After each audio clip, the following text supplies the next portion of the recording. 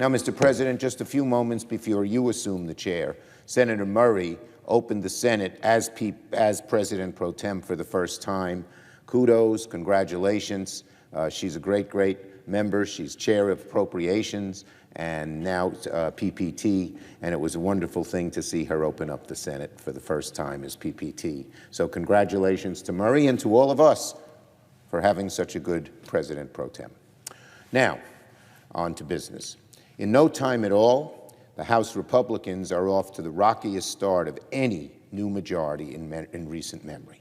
Have you ever seen anything like this?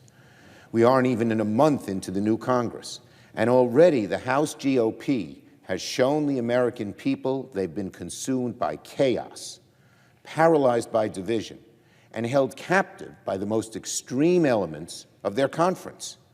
On their first day of voting, the very first day, House Republicans decided their first order of business as the new majority was to pass legislation making it easier for ultra-rich tax cheats to escape accountability. Amazing. That's their first thing.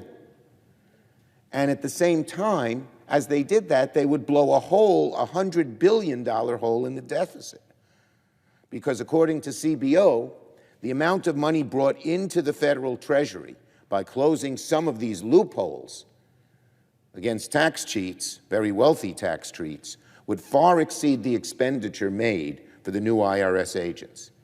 The deficit would come down if we passed this legislation. For all the talk on the other side, we got to bring down the deficit.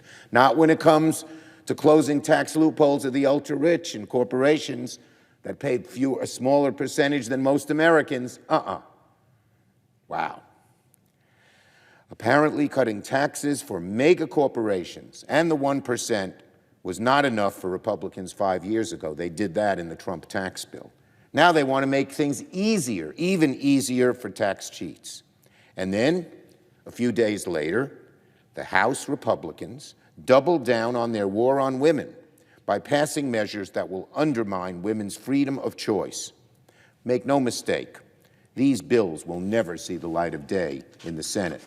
But again, the extreme MAGA fringe element of the Republican Party seems to be controlling the whole entity.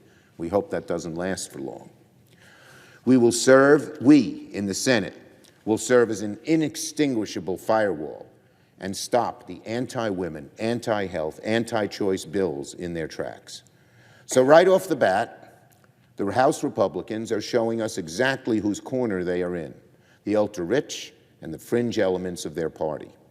Now, make no mistake, Mr. President, Democrats want to work with a competent and capable Republican Party wherever possible to make life better for average Americans. Democrats are united in this commitment because we all saw firsthand how bipartisanship was the key to so many of last year's successes. Later today, in fact, I will join President Biden, Leader Jeffries, and a number of Senate and House colleagues precisely to talk about how we can turn our unity into action to help the American people. House Republicans, meanwhile, seem trapped in a cycle of extremism, so powerful that now they're even giving proposals like a national sales tax, serious consideration. According to some House Republicans, House leadership has agreed to give GOP radicals a vote on a 30% national sales tax on all goods across the board. That means right now, as inflation finally begins to drop, Republicans are looking to make Americans pay 30% more for everything they buy. Look, if Republicans want to have a debate with Democrats on their national sales tax bill, we'll be happy to have it. We love to hear Republicans explain to the American people why it's a good idea to send prices skyrocketing from everything, from cars to groceries to diapers and everything in between. We'd love to hear Republicans tell seniors why their expenses would go up by 1/3 after they spent a lifetime for retirement. And we'd love to hear Republicans explain to middle-class families why their taxes would increase by thousands of dollars a year while the ultra-rich see their taxes go down. If Republicans want to push this terrible proposal, they're welcome to make their case. Make our day. I think many within the Republicans' own ranks recognize that a national sales tax is especially a dim-witted idea. Even Grover Norquist, whose ideas on tax are far away from most Americans. But he said it's one of the most, and he's one of the most conservative voices out there, he called it, quote, a terrible idea. Even Steve Forbes said this would make the average new home in this country cost $100,000 more. Young family, you want to buy a home? Some of our Republican friends want to add $100,000 to the cost of buying that home. And, of course, it would raise bills by thousands more. And yet, despite the insanity of this idea, the House Republican leadership is bent to the MAGA wing of the Republican Party and promised to vote. If this is how House Republicans want to spend their time, taxing middle-class families, attacking women's freedom of choice, giving cover to tax cheats, be our guest. And once again, Mr. President, this is the central quandary of the new Republican majority. By bending to the demands of the MAGA hard right, Speaker McCarthy has guaranteed that Republicans will have to constantly cater to the whims of the MAGA wing at the expense of the American people. Now, we will be a firewall against all of these things. And I'm sure the American people are glad that we have a Democratic majority in the Senate to stop some of these rather insane proposals. Because when extremists run the show, as it seems to be happening in the House, it makes it nearly impossible to have serious-minded, constructive conversations on the big issues that matter. And no issue, of course, will matter more in the coming months than raising the debt ceiling. Over the next few months, we're going to hear more about the debt ceiling in Congress, maybe more than any other issue. But the matter is very simple. If the U.S. is allowed to default on its debt for the first time, the consequences will be severe, and every single American will pay the price. A default means interest rates will spike on everything, from car loans to credit cards to mortgages. It means that Americans will have to pay thousands of dollars more on regular expenses. Homes will lose their value. Homes, the average middle-class person's piece of the rock that they struggle and save for so they can own a home, so they don't have to pay rent and can pay a mortgage where they get equity.